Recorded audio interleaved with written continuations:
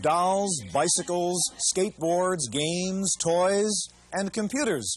Computers have become just one more item on the shelves of mass merchandisers like this Toys R Us store here in Redwood City, California.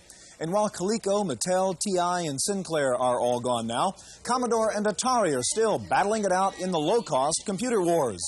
Today, we take a look at the so-called low-end computers on this edition of the Computer Chronicles.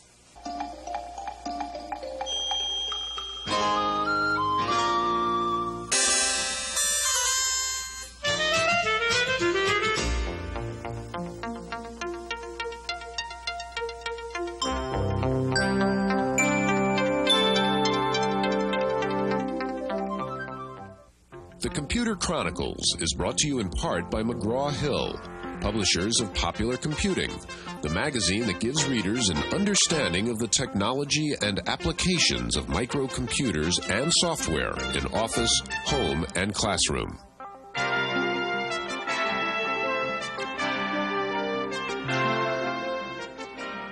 Welcome to the Computer Chronicles. I'm Stuart Chaffee, and this is Gary Kildall. And Gary, this little Commodore VIC-20 really got the low-cost computer business started with people able to go out and buy a small computer for just a few $100s. And I think we tend to forget, as we talk about IBM and Apple all the time, that there are more little Commodores out there than anything else. But Commodore and Atari, we know, are coming out with more sophisticated computers now. Is, in fact, that line disappearing between the so-called low-end computer and the mid-range guys like Apple? Well, Stuart, as you're aware, the low end means the home market, and that means TV pricing.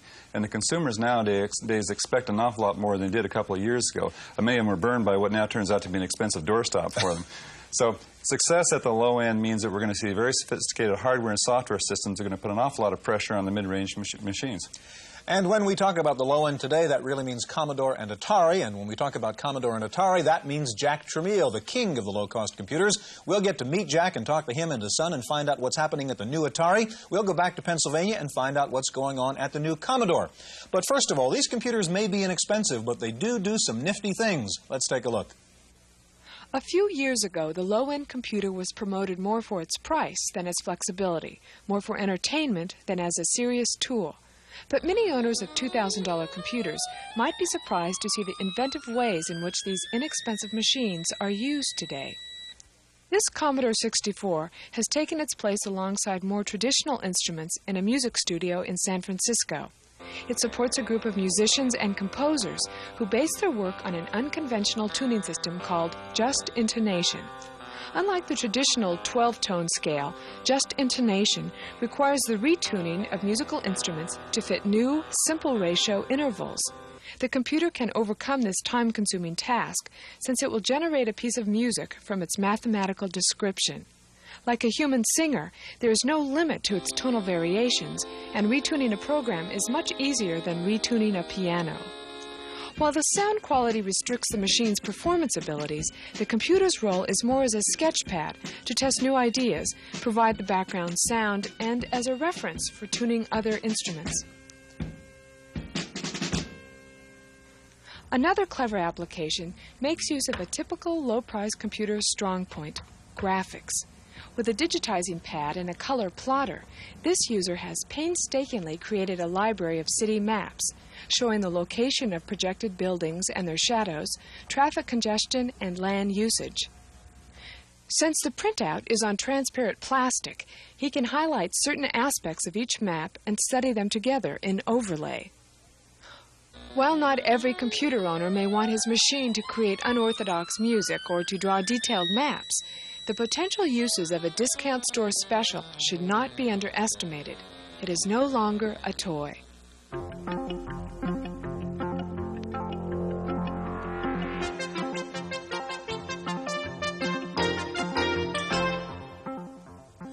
Joining us now is Leonard Tramiel. Leonard is Vice President for Software Development at Atari. And next to Leonard, his father, Jack Tramiel. Jack, Chairman and CEO of Atari and formerly the President of Commodore.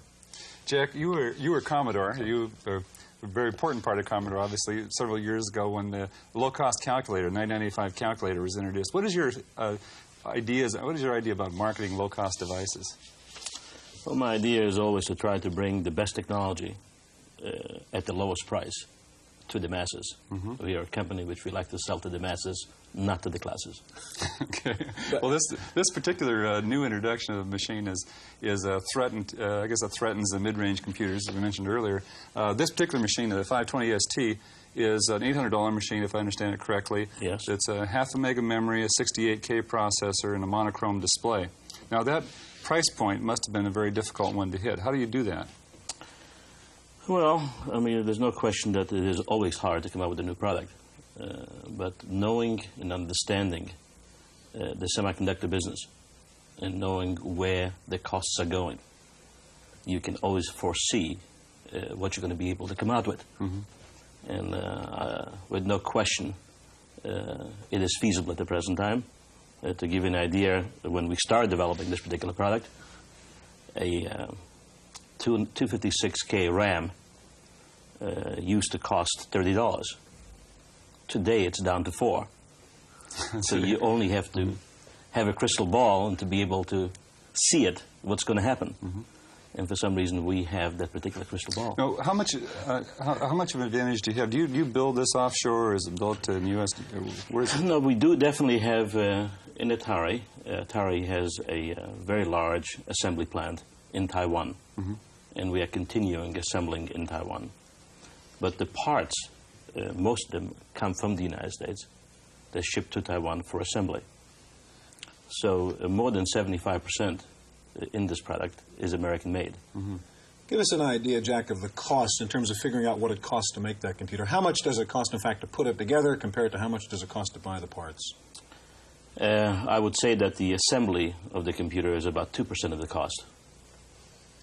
So, I mean, it's just a couple of bucks, basically, to build that computer. Well, it's more than a couple of bucks. Now, you mentioned before you've had the unique ability to have this crystal ball and kind of guess at where prices are going. Has that been the difference? I mean, what happened to Coleco and TI and so on? Well, I believe when it comes to Coleco, Coleco definitely is a toy maker, and they're very successful of manufacturing toys. And they were trying to apply the same technique into computers, and it didn't work because it was like a toy, and they failed. Was this basically where they were selling the machines, or you're selling, for example, in the Kmart's? For example, is that a good place to sell computer systems, or is it a good place to sell toys? I believe that Kmart is selling video and sound systems for $2,000 to $3,000. So today Kmart is a department store which sells everything, and I believe that our customer is sophisticated enough that he knows the value, what he's getting, and he will try to get the best price at any retailer. Now, let's take for example, what we call, let's say, the mid-range machines, or the more expensive machines that are being put into the office environment right now. Now, how are the, let's say, the 520 STs going to get into business if they're, say, sold through the Kmart's? Do you see that happening, first of all, or do you see this being targeted at as a home market machine mostly? No, we in Atari believe very much that we are manufacturing products for personal use. We call it personal computers. When I started the personal computer business in 1976, we call it a personal computer, and I'm still continuing. Now, it's up to the individual where he wants to carry this computer to. He can have it in his home, and he can have it in his office, he can have it in the lab, anywhere. But it's up to him. I do not dictate to him where he's going to take it to. Gary, we've been talking about the ST, and I know everybody's excited about the ST. I'd like to turn to Leonard. And Leonard, describe the new computer and give us a little bit of what it does. Well, the description Gary gave a moment ago, it's a half a megabyte, 68,000 base processor. The unique things about the machine are the high-resolution color graphics. We're looking now at the 640 by 200 display and a familiar-looking opening screen where you have a window which you can resize and move around, and various files that happen to be on this disk. And you can take the icons and move them around and access a disk drive in a manner which should be familiar to sophisticated users by now, and hopefully will be familiar to other people in a very short length of time.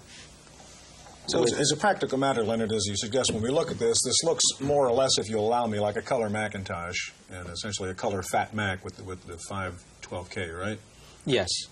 And what price is this going to be sold at? Well, this with a monochrome display instead of this color and one disk drive will be about $800.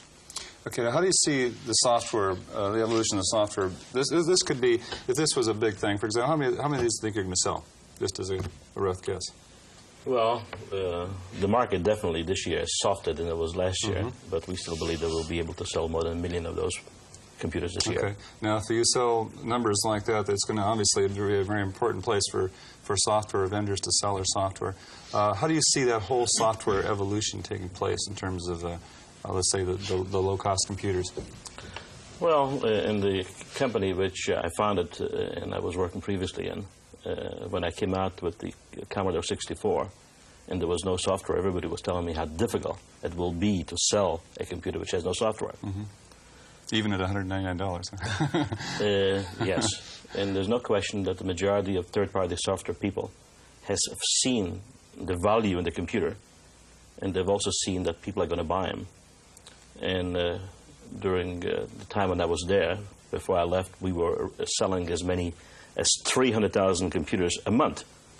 And with no question that Commodore today has one of the biggest libraries of software available. Now, but the Commodore 64, the C64, did take some time before that software really started to appear on the market. It must have been a year and a half. A year and a half. Okay. Right. Now, is there any way that you see that can be accelerated, say, with the 520, or is it just going to be a natural phenomenon? People are interested in the Mac-like interface, and as a result, we're going to see. I believe it's going to be faster because there are definitely many, many more software, third-party software houses out there. And there's quite a bit of software being written at the present time for the Mac. And for that reason, it's quite easy to port over the software to our machine. And I believe it will not take 18 months. It will take quite a bit faster. But when we come out, when we will introduce the machine, start selling the product, we will have between 25 and 30 major pieces of software with it. Jack, who do you see as your competition? Is it Apple? Is it the new machine out of Commodore? To me, it's everybody's competition, but specifically for the ST line, it is Apple today. The Commodore machine I did not see yet, so I cannot say anything about it yet. How about the Japanese?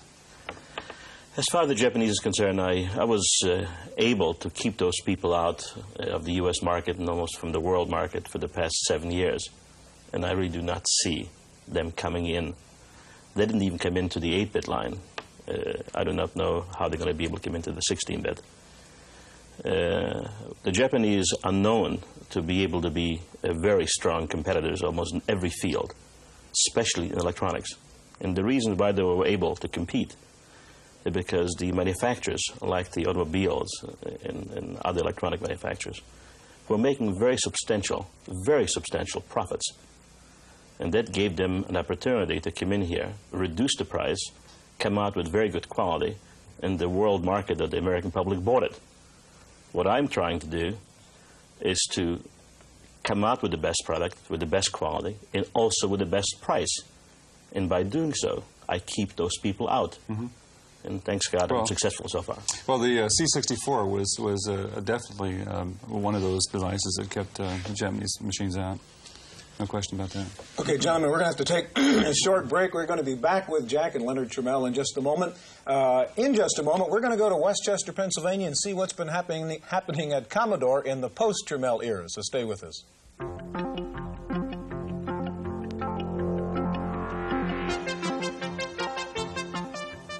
The company which put more personal computers into more homes than anyone else is Commodore, located not in the Silicon Valley, but here in Westchester, Pennsylvania, outside Philadelphia, where the money was, says Jack Trammell.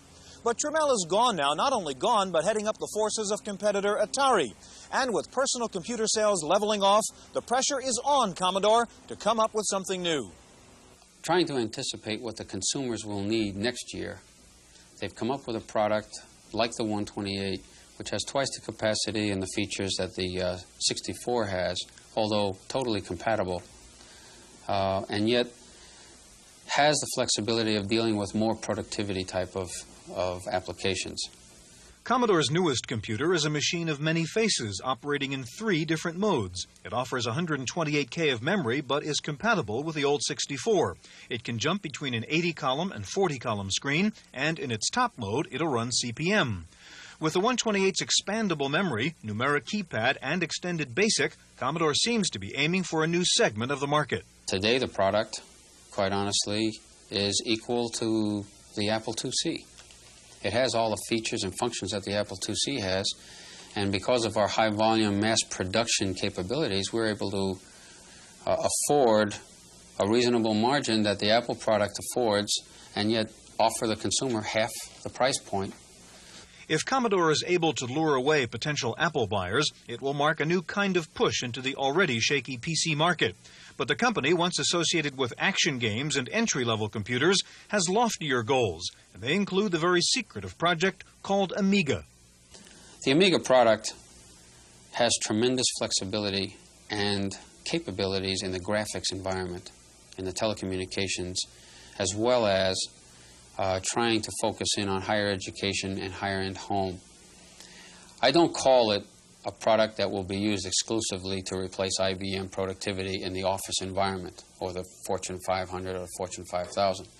I do call it an extremely flexible product that can be used with graphics, animation, and quite honestly, graphics and animation are the next big development in the personal computer business. Using maps, using illustrations, using home banking, shopping by telecommunications and video text, that type of media. Timing-wise, we're a year after the Macintosh, but quite honestly, when they look at the speed and the architecture of the Amiga compared to the speed and the architecture of the Macintosh, there's no comparison. To some industry observers, the decision to enter the mainstream of the PC market may seem like a risky venture. But Commodore is so confident about its new products, it will soon introduce a third new computer, the LCD Portable, with 8 built-in programs, a modem, 32K of RAM, and a 16 by 80 column screen. The price has not been set, but it will be extremely competitive. Despite industry problems elsewhere, Commodore is not worried about the leveling off of PC sales. I don't believe we've tapped more than 15% of the market in microcomputers, personal computers, home computers, whatever. We think we've captured the mass market. We think we are kings of the mass merchandisers. We don't believe there are any other viable competitors there. We're now looking onward to opening up other channels to strengthen our market position and to try to capture more share in the long haul. One problem with buying a Commodore 64 or any low-cost computer is the lack of support. You usually buy it at a discount house where the salesperson, if there is a salesperson, probably knows less about computers than you do. The solution for most low-end users is a users group. Robin Garthwaite has more on that. Computer Chronicles went to the Marin Commodore Computer Club. At the MCCC, which means MC cubed, which is going, Einstein won better. He only went MC squared. We found that when it comes to computers, Commodore or others, everyone has a comment. I use it for a business tool. I've written software for the Centerville High School District. They use it, and it's a multi-use computer. Everyone has an opinion. Apple computers are very low-powered and very highly priced, and that's true of all Apple products. For example, when you buy the Commodore, the book that comes with it is really bad. Across the hall are sort of like the neophytes, which are like twice as old as we are. Everyone has a need. And then sometimes when we write programs and we have questions on the programs, we can bring the software in and have some people help us on it. But I want to know what the computer can do for me right away, now. So coming to a users group is very helpful for that because there are people here who can answer your questions. And everyone has a loyalty. Didn't know what I was going to do with it, and I didn't have it more than a few weeks and I was hooked. The loyalty to computers is clear. Users groups like this have the potential to have a huge impact on the microcomputer industry. Toys or computers? It's a moot point. This is Robin Garthwaite for the Computer Chronicles. Stuart, users groups are where a lot of the grassroots computing it actually takes place. And a lot of times people think that the users groups are going to accept less qualities in their software. This is a phenomenon that happened around the Commodore 64, I believe, is that really there was an acceptance of a lower quality software. Do you think this is really true nowadays? Can you sell a computer into the home jack and have it really low quality software, or is it going to have to all be really good stuff? I believe it has to be all good stuff. I mean, the consumer is more sophisticated. He's seen more. He understands more. He almost has graduated. There's quite a few people now which have computers in their hands for the past 8 years. I'm talking about low-end computers. And they are demanding more. Jack, where are you going to sell this? You know, there was criticism at Commodore about going out of the computer retailers and into the Toys R Us and Kmart and so on. This is a sophisticated machine. What's your plan for retailing? My answer to your question always is whoever has money will be able to sell it, whoever can pay for it. But the truth is that I am looking for a very broad distribution. The computer retailer definitely serves a certain purpose. He holds hands with people, with business people and others which do not know how to operate a computer. We are selling this computer to people which have knowledge. We are selling it to the youth, to the people, to the kids from the age of 6 to 26, which were trained in school. They've learned computing. It is not strange to them. They know more about computers than the clerk which sells it to them. So for that reason, it can be sold almost anywhere. And I'm looking to sell it through mass market or anybody else which wishes to pay for it. Now, how about training programs? This is a point you brought up. If you're going to sell through the Kmarts and so forth, I don't know what experience you had with the C64, but are you going to have special programs for the people that are actually selling the machine? We will have programs not only for the people which are selling the machine, but for the people which are buying the machine. We hope to be able to have programs right on a disk, which they're going to be able to read off this particular new ST model, which is going to be very easy for them. The whole intention of coming out with the ST line was to make it a more powerful and easier, a simpler machine to use. By having in this computer can actually teach the owner how it should be used. Okay, now that's a good point, because you're obviously targeting then, let's say, into the home market with a training program of that sort. What do you see as being really specifically different about home computing than, say, a business-oriented computer? How can you make it successful in the home where, let's say, some other attempts have not been successful? This particular product, in my opinion, is a stronger product than the present IBM PC, which is being used in offices. So I believe by giving this computer into the hands of the youth, those are the kids which are growing up and going to be in the offices of the future. And if they can learn how to use it at home, right, they're going to be buying it in the future in the office. Do you see it as some of the directions that may be important is around educational use, for example? With no question. Education is going to be very important. We're going to have a number of different programs to the schools, starting almost immediately. Because we are now telling, and we will be telling the public and the educators, that this is a fourth-generation computer. Now, it was beautiful to have the Commodore, the PET, and the 64, and the Apple II. But the ST is the future in the computing business. And it's important to teach the kids on today's computers, not on yesterday's computers. Gentlemen, we're out of time. Thanks very much for being here with us. Now, in the computer wars, we've got Commodore and Atari left. Our commentator, Paul Schindler, looks into his crystal ball to see who the winner will be in the end. Want to see a quick change? And if you think that was something, keep your eye on Atari. This company has the potential to be the most exciting thing that's happened to the computer market since the Apple Macintosh. People who thrilled to the exploits of Ted Turner, the mouth of the South, now have the chance to relive that thrill as they listen to Jack Tramiel promoting the new Atari. The man who revolutionized the home computer when he was at Commodore is going to do the same thing to the office. Things have been kind of calm in the office since the IBM PC came in. IBM set the price-performance standard, what the Pentagon calls bang for the buck. Well, Atari is set to upset everyone's apple cart with more bang for less buck than has ever been seen in a serious business computer. And the word is that once they've blasted the office market, the home market's going to be next. The sad thing is that IBM is the company that deserves to have its cart upset, but it's Apple that's most likely to be hurt by Atari. Why is it always the case that the little guys end up battling each other while the big guys stand around and pick up the pieces? It wouldn't be that way if I ran the world, but I don't yet. That's my opinion. I'm Paul Schindler.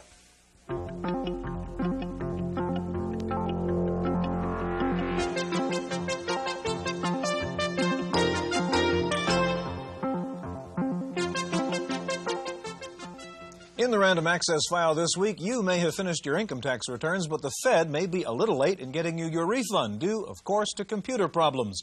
The IRS has a new $100 million computer system, but there are problems in the software. So the Feds are about 10 million refunds behind schedule. But don't worry, if you don't get your refund by June, the government has to start paying you interest. New Jersey's Department of Criminal Justice is using computers to help track down welfare abuse, and the computer has been a resounding success there. Convictions for welfare fraud have tripled since the computer system was put into use, and the state has recovered an additional $4 million. In Reading, Pennsylvania, food stamps have been replaced by computerized credit cards. In an experimental program, the Agriculture Department is giving former food stamp recipients new plastic cards. Each recipient is allotted a monthly balance, and each time the user visits the grocery store, the card is inserted into a machine, and the cost of the food is automatically deducted from the person's account. The Ag Department says the new computerized system could save the government hundreds of millions of dollars a year. Another major step in the continuing realignment of the software business, once proud Software Arts, the developer of VisiCalc, has agreed to be acquired by Lotus, both companies based in Massachusetts. Several major computer conferences over the past few weeks, the Old-Timer, the West Coast Computer Fair, had nearly 50,000 attendees. Most talked about probably some software called VoiceMaster. You sing into it, and it writes the musical notation. Atlanta was the site for SoftCon, the annual software show. Everybody looking for the new Lotus, the new trend in software, the consensus, AI, and expert systems, if somebody can figure out how to make one that's practical and easy to use. And the first Comdex in Japan is history. Sony showed off its new Laserdisc CD-ROMs, including a write-once disc system. Another highlight was software on a credit card, ROM chips, embedded in a plastic card so you can carry around a whole box of business software in your wallet. Speaking of software, here's Paul again with this week's review.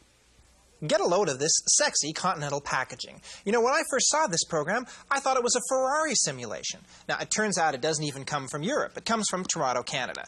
The program is Ability, the simplest of the integrated software packages yet offered. You know, get a load of this slim documentation. Most other integrated packages couldn't catch their breath in this documentation this slim. I've got to thank the people at Zonaro Technologies for their good sense. The software is not copy protected. They trust you while reducing your risk of loss and making it easier to use the package on a hard disk. Good for them. Now, the screens. Note the use of color. We can't show you everything Ability does, so we'll take a moment to show you its snapshot facility, which allows you to assemble graphics into a slideshow. You have a choice of adding text in different type styles, varying the amount of time used on each graphic, or adding arrows and lightning bolts.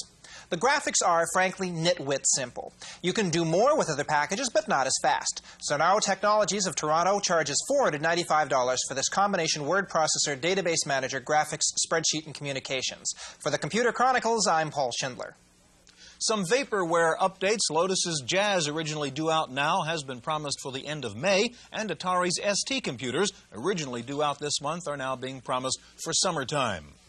How much does a computer really cost? A just-completed study says that the average IBM PC owner buys over $1,300 worth of software in the first year of owning a computer. At the low end, a New York market research firm says that 1.5 million low-cost computers will be thrown in the trash this year. Another hotel chain is providing computers in rooms. The Holiday Inn Crowne Plaza chain is putting AT&T 6300s in 10 of its hotels that charge $30 a day. Another software company dumping copy protection. Too many complaints from users. Stoneware says DB Master will no longer be copy protected. Finally, pity the poor Macintosh workers at Apple. In the heyday, $1 penny for the Mac team was company paid for massages at your workstation. They were called stress reduction treatments. But with a little pain in the muscle of Macintosh sales, Steve says no more back rubs. That's it for this week's Computer Chronicles. We'll see you next time. The Computer Chronicles was brought to you in part by McGraw-Hill, publishers of Popular Computing, the magazine that gives readers an understanding of the technology and applications of microcomputers and software in office, home, and classroom.